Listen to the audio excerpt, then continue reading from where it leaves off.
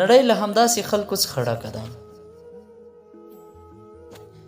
روماني امپراتور او حاکمیت پو مارکوس ویلیوس یو ورځ وویل نن ورځ به زه له یو شمېر خلکو سره مخ شم چې ډېرې خبرې کوي.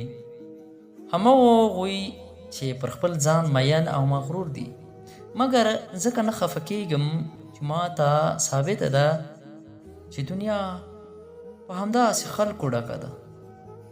ارسطو وایي مثلي سړی د داسې کارونو په سرته رسولو سره خوښیږي چې د نورو په ګټه وي او له دې څخه شرمیږي چې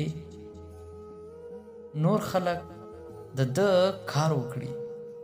او لامل یې همدا دی چې له نورو سره ښېګڼه کول د سرلوړۍ او پورته والي دلیل دی او له نورو څخه یې په تمه کېدلو کې د ناکامۍ نښه ده.